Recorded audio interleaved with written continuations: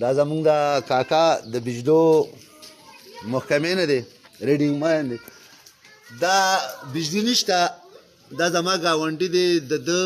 په کور کې چې کم دی نو شیشې لګېدلې بیټرۍ لګېدلې 60 یونټې ورپسې ور واچوي بجلی نشته چې په چا پسې څه ور واچولې دا زما ورور وایي چې دا زمونږ کار دی به چې چا پسې څه واچوي او دی زه اریان دا شمه چې مونږ به مسلمانانو دا به ته ماته دا وایي چې 276 میټرې به نن دی ګورې دی به څه ټایم راځي څنګه چل دی ته چې 276 میټرې تا نن غواړي که نه نو چې بجلی نشته ته به د خلکو بس چې په چا پسې څه ویشته